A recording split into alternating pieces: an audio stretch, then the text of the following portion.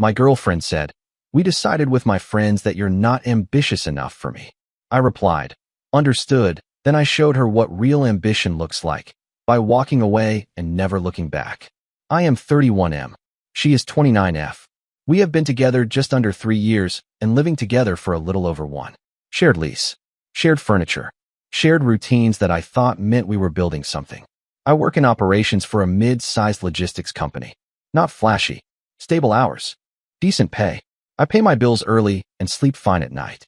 She works in marketing and lives half online. Big on networking. Big on friends. Big on opinions that are never just hers. The night this started was not dramatic. No yelling. No big fight. That is probably why it stuck so hard. We were sitting at the kitchen counter eating reheated leftovers. She had been out with her friends earlier and came home in that sharp, upbeat mood she gets after spending hours being validated. I asked how her night was. She rolled her eyes and said it was productive. That was my first hint something was coming. She leaned back on the stool and looked at me like she was about to deliver feedback at work. Then she told me that she and her friends had talked and come to a conclusion. According to them, I was not ambitious enough for her. Not pushing hard enough. Not hungry enough. Too comfortable. Too safe. She said it casually, like she was telling me the weather. There was no concern for how it landed. No curiosity about my side. Just a summary of a verdict that had already been agreed on by committee. I did not interrupt. I did not defend myself. I did not list promotions or savings or plans. I had a very clear moment where something settled instead of spiking. I realized I was being reviewed by people who did not share my life, but felt entitled to judge it. I told her I understood. One sentence. Calm. Neutral. She looked relieved. Almost smug. Like she thought this was the start of me scrambling to prove something. Instead, I started thinking about leases. About timelines. About what ambition actually looks like when it is not performative. I went to bed that night next to someone who thought she had the upper hand. I was already planning my exit. The next morning, she acted like nothing had happened. That was almost worse. She asked if I wanted coffee. She talked about her schedule. She reminded me that rent was due next week like she always did, even though I had never once missed it. I went to work and did my job. That part matters. I did not spiral. I did not call friends to vent. I watched how calm I felt. That scared me more than anger would have. By the time I got home, she had already told the story to her friends. I know this because she repeated it to me with edits. Now it was not just that I was not ambitious enough. Now it was that they were worried about her future, that they loved her and wanted better for her, that she felt stuck waiting for me to level up. She said level up without irony. She also made sure to mention that one of her friends said I was holding her back. Another said she deserved someone more driven. She watched my face while she said it like she was checking to see if I was finally cracking. I asked her what ambition looked like to her.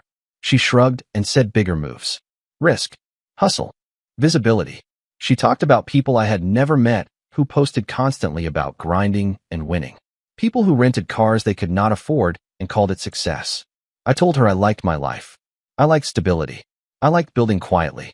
She laughed and said that was exactly the problem. That night, she slept fine. I did not. Not because I was hurt, but because I was done pretending this was a misunderstanding. It was not. She had outsourced her respect to people who benefited from her staying dissatisfied. I started pulling my financial documents the next morning. Lease. Savings. Exit options. She thought ambition meant chasing more. I realized ambition sometimes looks like choosing peace and leaving people who mistake noise for value. I did not tell her I was planning to leave. I watched instead. That was the most useful part. Once you stop trying to fix things, you start seeing patterns clearly. She became sharper, less patient. Every comment had an edge now. Little digs about my job, about my routine, about how I never posted anything exciting. She started saying things like we are just very different people with different trajectories. Trajectory was her new favorite word. Her friends came over that weekend. I stayed polite, quiet, observant. They talked openly about ambition like it was a personality trait instead of a set of choices. One of them asked me what my next big move was. Not what I wanted, not what I was working toward, just what big thing I was doing next. I said I was building a solid foundation. She smirked. Her friends exchanged looks. I saw it clearly then. I was not a partner anymore. I was a cautionary tale they used to scare each other. That night, she told me she was frustrated that I was not reacting more. She said most people would be upset being told they were not enough. She said my calm felt passive-aggressive. I told her I was just listening. In reality, I had already spoken to the leasing office. I knew my options. I knew the fees. I knew my timeline. I also knew something else. The apartment worked because I paid more. The furniture worked because I bought most of it. The quiet stability she called boring was subsidizing her freedom. She did not see ambition in consistency. She only saw it in motion. I started moving my important things into a separate folder. Documents. Backups. Accounts. I stopped sharing plans. Stopped offering reassurance. She noticed, but interpreted it as withdrawal instead of detachment. That was fine. I did not need her to understand. I just needed to be clean when I left. She thought the conversation had made me smaller. It had actually made me very precise. The shift happened fast once she realized I was not scrambling. She started reframing everything as concern. She said she was only being honest because she cared. She said she wanted a partner who inspired her. She said relationships require growth and compromise. All words that sound reasonable until you notice they only move in one direction.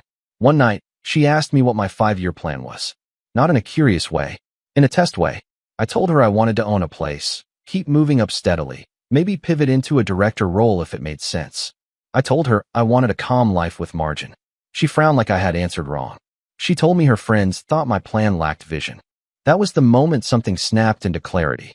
I was not dating her anymore. I was dating her audience. Every decision had to be impressive to people who did not live with the consequences. Every pause was laziness. Every choice for stability was fear. They called it ambition, but what they really meant was status anxiety. I stopped explaining myself after that. When she criticized my routine, I agreed neutrally. When she suggested I network more, I nodded. When she implied she might outgrow me, I said that was possible. That last one threw her off. She expected reassurance. She got acceptance. She started picking fights to get a reaction. Accused me of checking out. Said I was emotionally unavailable. Said she felt lonely even though she spent most nights on her phone or out with friends. I listened. I did not argue. Behind the scenes, I was lining things up. I scheduled a move-out date. I separated subscriptions. I changed passwords. I confirmed which furniture was mine. I did not rush. I did not announce anything. She thought my silence meant compliance. It did not. It meant I was done negotiating my worth with people who never had any skin in the game. When someone tells you they think they can do better than you, believe them. Not because they are right, but because they are already halfway out the door. I was just making sure I exited first. The actual breakup conversation did not happen the way she probably imagined. She tried to force it on a Tuesday night. Came home irritated and keyed up. Threw her bag down harder than necessary. Said we needed to talk. I could tell she was ready for a long emotional exchange where I would finally plead or promise to change. She started by saying she felt disconnected from me. Said she did not feel supported. Said she needed someone who matched her energy. Then she circled back to ambition again like it was the core issue she could not let go of. She asked me directly if I was willing to change. I asked her what change looked like. She said pushing harder, chasing more, being willing to risk things. She said she did not want to look back and regret settling. Settling. That word again. I told her I was not going to audition for my own relationship. I said I liked who I was. I said if that was not enough for her, then she should make whatever decision she needed to make. She stared at me like I had broken the script. She expected negotiation. She got consent. That is when she turned mean. She said I was afraid of failure. She said I hid behind stability because I did not have what it took to be great. She said her friends were right about me, that I would always be small. I did not raise my voice. I did not insult her back. I just nodded. I told her I understood. That seemed to enrage her more than anything else. She said my calm was condescending. She said it was cruel to act so unaffected. She wanted emotion. Any emotion. Anger. Hurt. Something to prove she still mattered. I told her this conversation told me everything I needed to know. I slept on the couch that night by choice. The next morning, I emailed the leasing office and paid the fee. I scheduled movers. I did not tell her yet. Ambition is not loud. Sometimes it is just the willingness to walk away cleanly when someone tells you they see you as beneath them. She thought the fight was beginning. It was already over.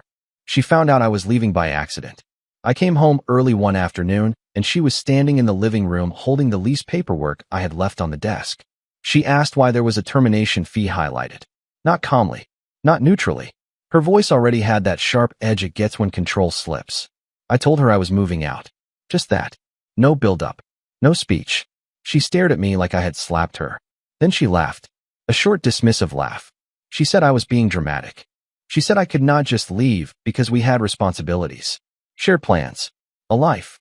I reminded her that she had already told me I was not enough for the future she wanted. I said I was taking that seriously.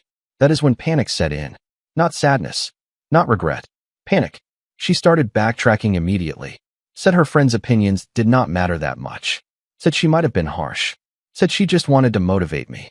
She asked if I was really going to throw everything away over one conversation. It was not one conversation. It was clarity. She accused me of abandoning her. Said this proved I was not ambitious because ambitious people fight for things. She said walking away was the easy option. I told her leaving a shared home quietly and cleanly was not easy. It was just final. She cried then. Real tears. Said she felt blindsided. Said she never thought I would actually leave. That part stuck with me. She thought she could downgrade me verbally without consequences. That I would stay and try harder. That I would accept the role she and her friends assigned me. I told her I would cover my portion of rent until the move-out date, and then I would be gone.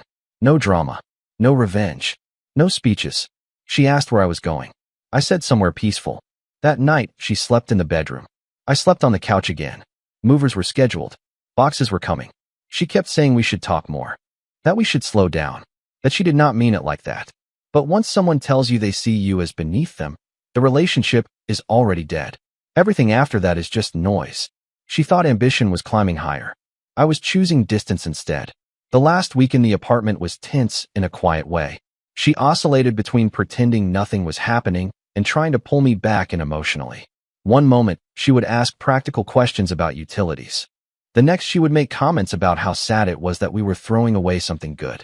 She kept using the word we like this was a mutual decision. Her friends got involved almost immediately. I know because she started repeating their talking points verbatim. She said I was being avoidant. She said I was proving them right by leaving instead of stepping up. She said real ambition meant staying and fighting. I did not engage. I kept packing. She asked if there was someone else. That one surprised me. I told her no. I said this was about respect, not replacement. She did not like that answer.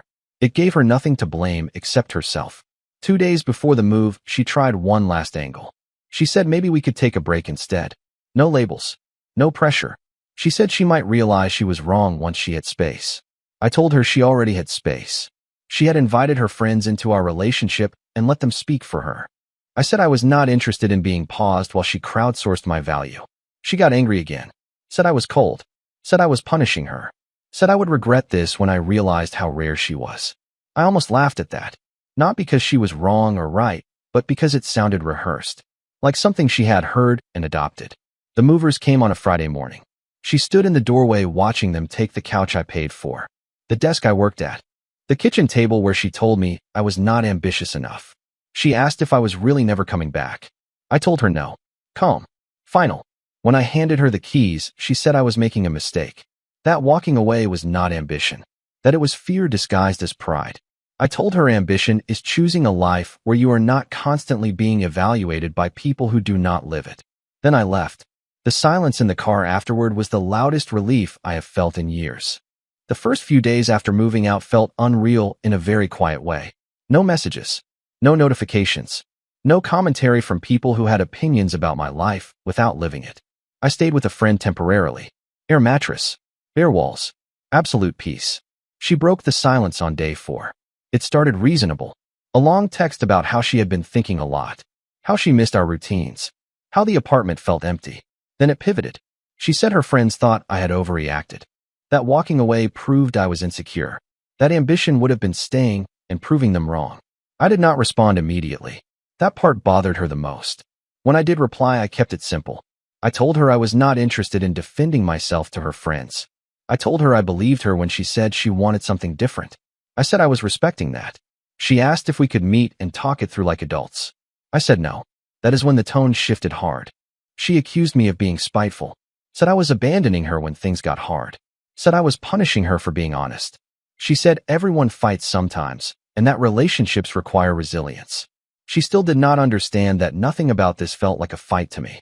What finally landed was when I told her I did not feel safe being vulnerable with someone who outsourced my worth to a group chat. I said ambition to me meant choosing environments where I was respected without needing to perform. She did not reply for a full day after that. When she did, it was short. She said she never thought I would actually walk away. She said she thought I would try harder. That sentence told me everything. She did not want a partner. She wanted leverage. I blocked her number that night. Not out of anger. Out of clarity. I was not interested in continuing a conversation where the conclusion had already been reached. For the first time in a long while, I was not being measured, not being compared, not being nudged to become someone louder or flashier or more acceptable to people who did not matter. I was just living. That felt like ambition to me. A few weeks later, the mutual fallout started reaching me through other people.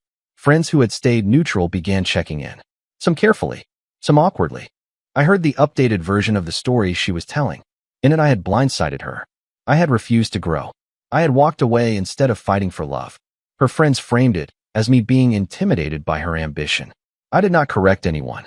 That was another thing I learned. You do not need to control the narrative when your life improves without explanation. I signed a short-term lease on a small place closer to work. Nothing impressive. Clean. Quiet. Mine. I bought only what I needed. A desk. A bed. A chair that faced a window. My expenses dropped. My sleep improved. My focus sharpened. She tried reaching out again through email this time. Said she missed me.